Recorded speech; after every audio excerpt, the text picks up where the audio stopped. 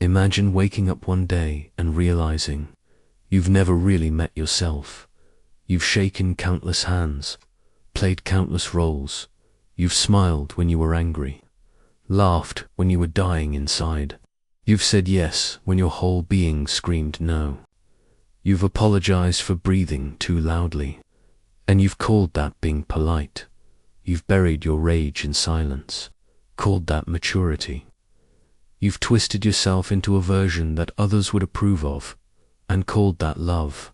But if you look closely, really closely, none of those were acts of kindness. They were betrayals, and you were the one betraying yourself. Every time you swallowed your truth to avoid conflict, every time you abandoned your boundary to be accepted, every time you wore a mask just to feel seen, something sacred inside you was quietly dying. But no one noticed, not even you, because on the outside you looked fine. You were agreeable, friendly, accommodating, the kind of person people liked having around because you made them comfortable.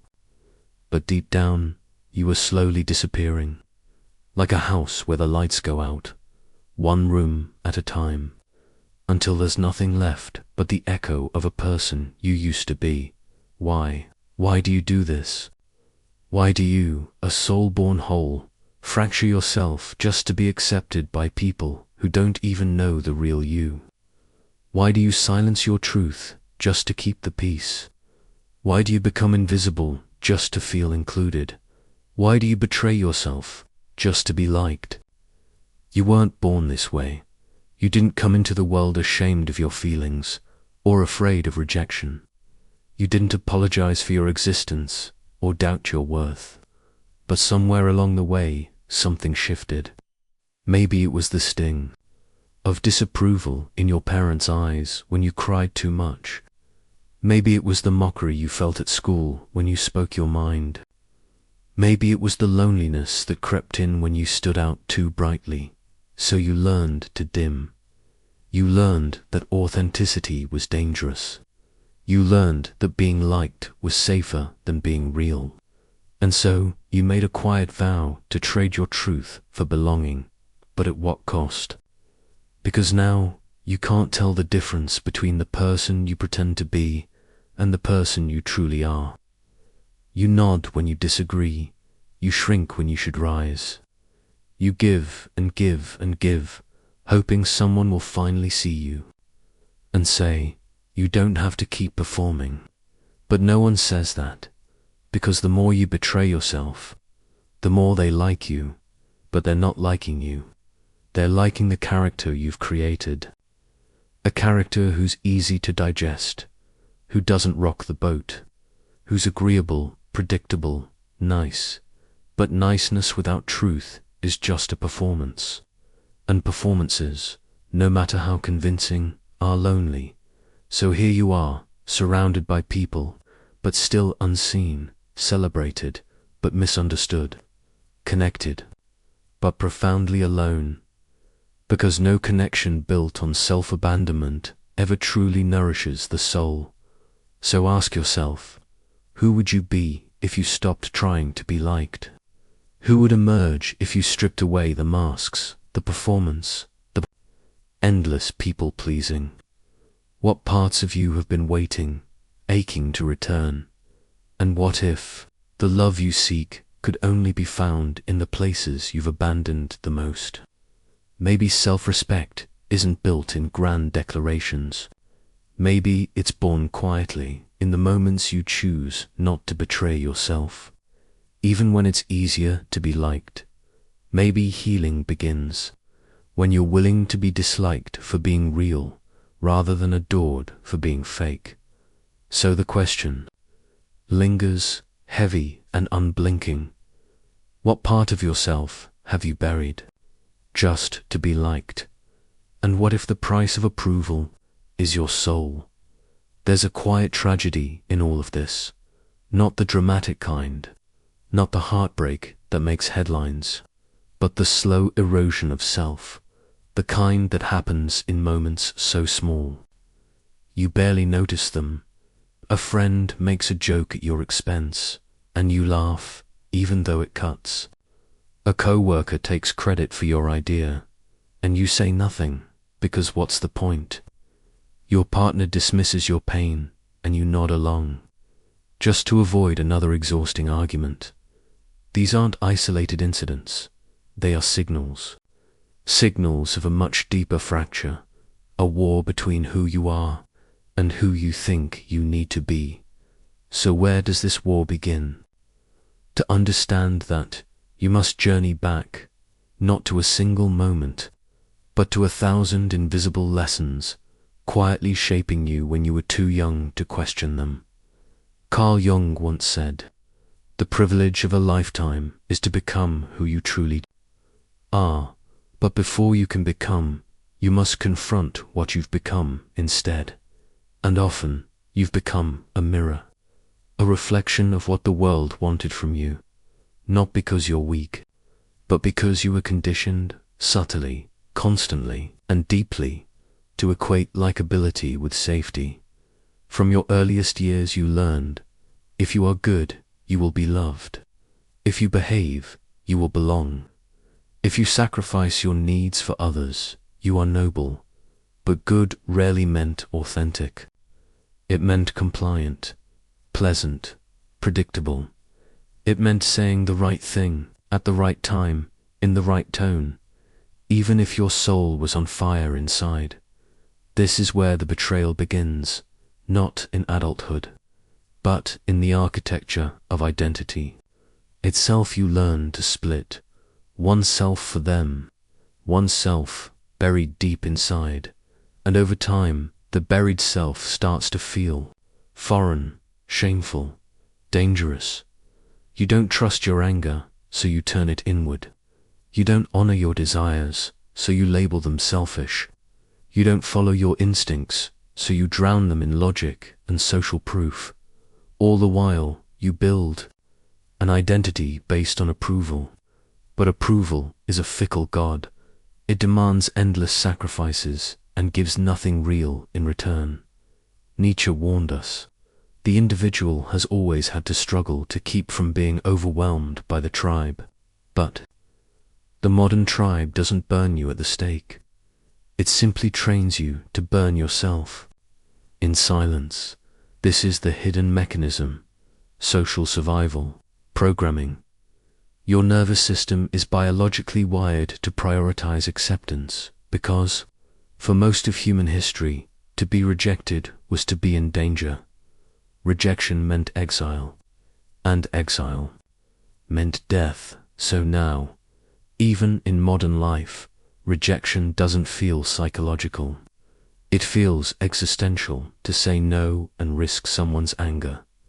Terrifying to voice your truth and risk judgment. Unthinkable to stand alone in your values. It feels like standing in front of a firing squad. This is not weakness. This is ancient wiring playing out in a modern world that punishes authenticity with quiet exclusion. You betray yourself to be liked, because on some level you still believe your life depends on it. But here's the philosophical trap. You mistake connection for conformity. You believe that to be loved, you must perform. That to be accepted, you must adapt, so you become agreeable. You mold your speech. You round off your edges. You do everything to not be too much, too intense, too sensitive, too opinionated. To you, and this is where the psychological prison tightens. The more you are liked for your mask, the more afraid you become of taking it off. Because if they love the mask, will they still love you? Viktor Frankl once said, when a person can't find a deep sense of meaning, they distract themselves with pleasure. But in your case, the pleasure is more subtle. It's validation, the quick hit of a like, the shallow nod of approval, the fleeting warmth of fitting in. But it never lasts, because it's not rooted in truth. It's rooted in fear, fear of abandonment, fear of judgment, fear of being seen and then left, so you betray yourself, not out of malice, but out of a desperate need to survive the pain of rejection. And yet the paradox is cruel. Every time you betray yourself to be liked, you deepen the very loneliness you're trying to escape, because no one can truly love you if they've never truly seen you, and they can't see you if you keep hiding behind who you think they want. This is the hidden tragedy. You walk through life surrounded by people, yet no one knows the real you, not because they wouldn't love you, but because you never gave them the chance, because somewhere along the way you learned it's better to be liked than to be real, and so you betray your voice, you abandon your truth, you exile your deepest needs, all to belong to a world that only loves the version of you that isn't actually you. This is not just a personal crisis, it's a cultural epidemic. We are taught to curate ourselves, to be palatable, inoffensive, algorithmically acceptable, and yet we wonder why we feel hollow, why our relationships feel thin, why we're always exhausted. It's not that we're doing too much, it's that we're doing too little of what's real, and the soul cannot survive on performance. It craves truth, even when that truth costs you the approval of the crowd. So ask yourself again, who are you without the fear of being disliked? And if you can't answer that, maybe it's time to find out. You think you're playing it safe. You think being liked is harmless, maybe even wise. But the consequences of betraying yourself are far more corrosive than you imagine. It starts subtly. You begin to censor your thoughts in conversations, not because they're wrong, but because they might cause discomfort. You start second-guessing every emotion, wondering if it's too much. You smile when your spirit wants to scream. You stay when every cell in your body is begging you to leave. And over time, something terrifying happens. You forget how to feel, not because your emotions disappear, but because you've trained yourself to mistrust them. You've numbed the signals, dulled the instincts, quieted the voice within that used to speak so clearly. Now, you feel a vague ache, like something is off, but you can't name it. You feel lonely even in company, tired even when rested, anxious even when nothing is wrong. This is what self-betrayal does. It disconnects you, not just from others, but from yourself. Your body starts to rebel. You carry tension in your chest, a weight in your gut. Your nervous system, once designed to protect you, is now stuck in a loop of hypervigilance, constantly scanning. Is this okay? Am I okay? Do they still like me? And here's the trap. The more you rely on external validation to feel safe, the more unsafe you feel without it.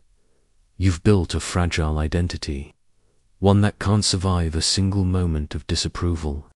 One wrong tone, one passive-aggressive comment, one cold silence from someone you want to impress, and you spiral. Why? Because your sense of worth isn't within you, it's outsourced, held hostage by other people's moods, opinions, and projections. This is not freedom. This is self-imprisonment. You think you're avoiding rejection, but what you're really doing is rejecting yourself first, so no one else has to. You pre-abandon yourself, thinking it will earn you love. But love gained through self-abandonment is not love. It's manipulation, even if it's unconscious. You train others with every boundary you don't enforce, with every lie you tell, to keep the peace, to love the version of you that isn't real. And then you wonder why you feel empty, even when surrounded by affection, because it's not affection for you. It's affection for your performance. This is the unseen consequence. The longer you wear the mask, the more the real you suffocates. Eventually, your relationships feel hollow, like conversations in a language you don't speak fluently.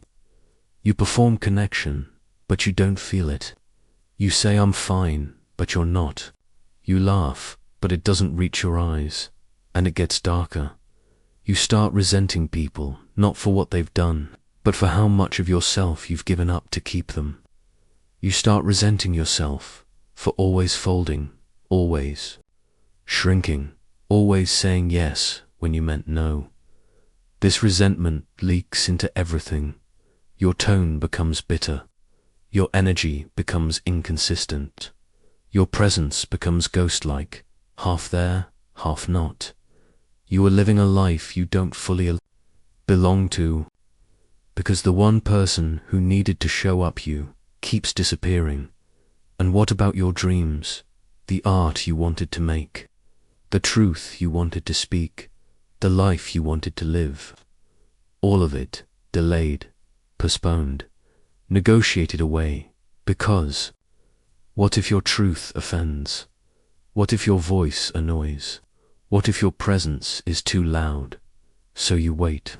You postpone your becoming, until one day you wake up in a life that fits everyone's expectations, except your own. Jean-Paul Sartre wrote, "Hell is other people, but the real hell is becoming someone you're not, just to survive other people's opinions."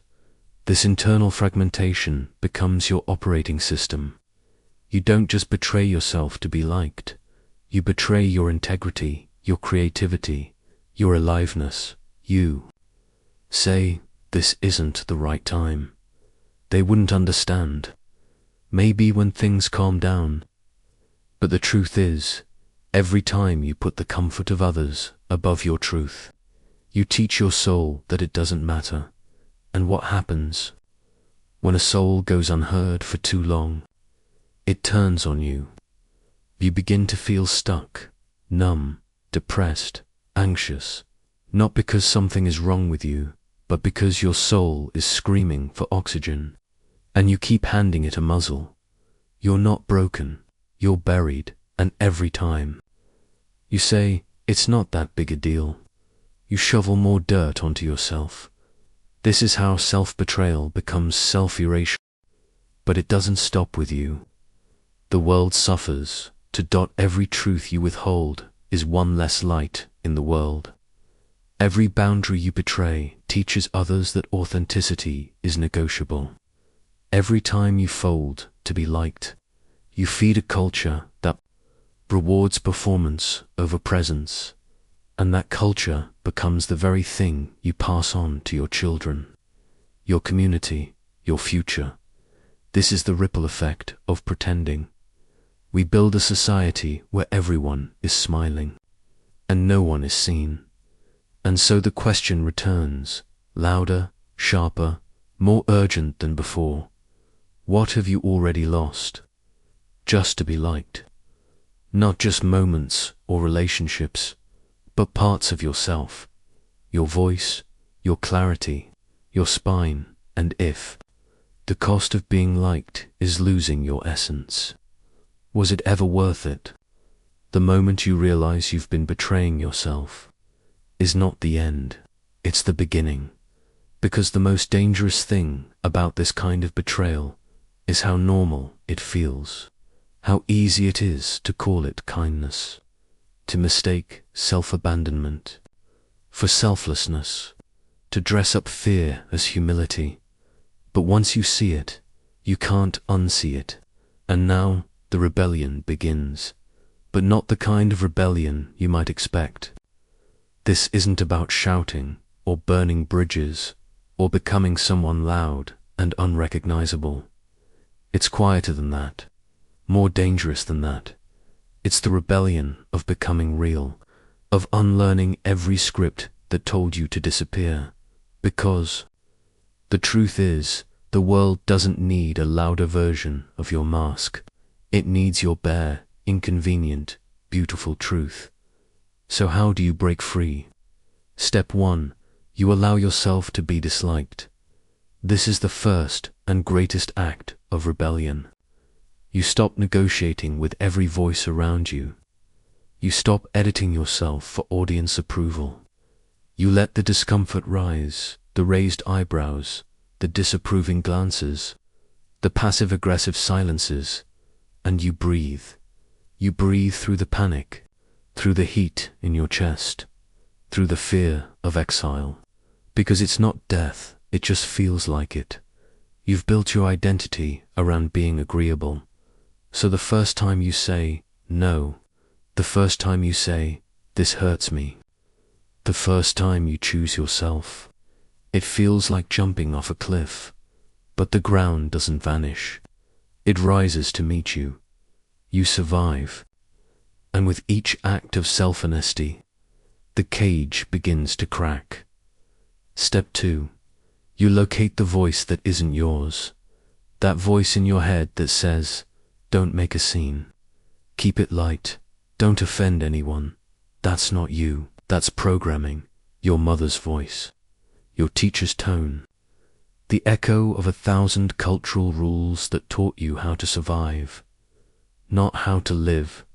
Sit with it. Trace it. Ask, whose fear is this? Whose shame am I carrying? Who taught me that I had to earn my place in the world by erasing myself? And once you see it, you can do something radical. You return it with gratitude, with compassion, but you don't carry it anymore. You build a new voice, one that speaks for you, not against you. Step 3. You practice sacred discomfort. You tell the truth and let it land where it lands. You say no and resist the urge to explain it to death. You show up as you are, not polished, not filtered, and you sit in the awkwardness of not being immediately understood. This is the sacred path of authenticity. You learn to bear the weight of your own truth without begging others to. Hold it gently. Not everyone will understand. Not everyone will stay, but those who matter, the ones whose love nourishes, not depletes, will rise to meet you in that truth, and the rest, let them fall away. Step 4. You redefine respect. Most people think respect is something you give to others. But self-respect, real self-respect, is born the moment you decide, I will not betray myself, even if it makes you uncomfortable, not out of pride, not out of spite, but because you've finally remembered you are not here to be digestible. You are here to be whole. You start to choose integrity over harmony, truth over comfort, depth over approval. And yes, there's loss. You will lose people, but you will lose the wrong people, the ones who only knew how to love your silence. Not your sound, your compliance, not your courage. And in that empty space, something extraordinary happens. You begin to attract people who love your realness, people who don't flinch when you speak the truth, people who aren't threatened by your power, your boundaries, your emotional clarity, because here's the paradox. The more you are willing to be disliked, the more you become deeply, genuinely respected, not by everyone, but by the people who actually matter, and more importantly, by yourself. Step 5. You begin again, as you. You reclaim the dreams you shelved, to stay likable. You speak the words you've swallowed for years. You say yes to the life that once scared you, because now fear isn't your compass. Integrity is. You don't perform kindness. You embody it without sacrificing your truth. You don't chase love, you become it. Starting with yourself, you begin again. Not polished, not perfect, but honest. And that's more than enough. Because in a world obsessed with perception, truth is rebellion.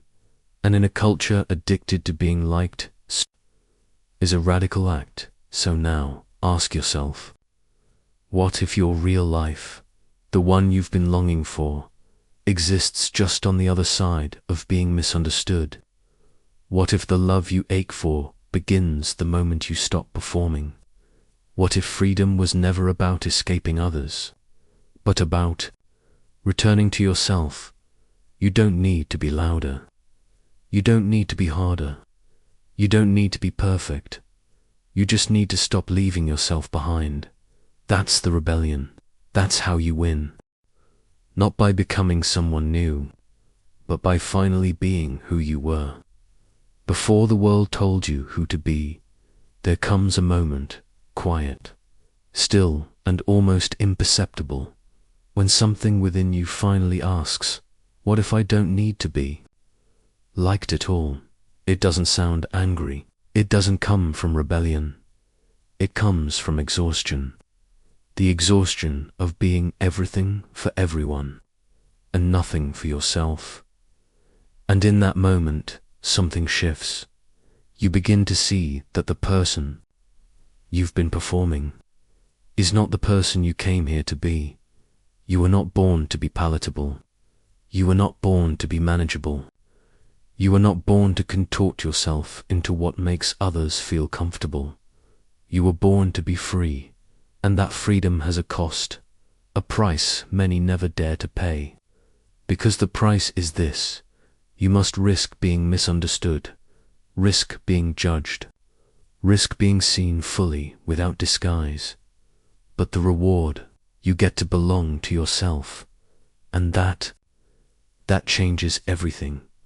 Because here's the ultimate truth: you don't betray yourself to be liked. You betray yourself because you've forgotten how sacred you are. You've forgotten that your truth, even when it's messy, inconvenient, emotional, is holy. You've forgotten that your voice carries the signature of your soul, that your boundaries are not rude, they're the architecture of that your too much is just someone else's lack of depth. You've been looking outward for validation, not realizing that every time you seek permission to exist, you hand your power away. You've been asking the world, am I enough? But the world is not qualified to answer that question, because the world only sees what you show it.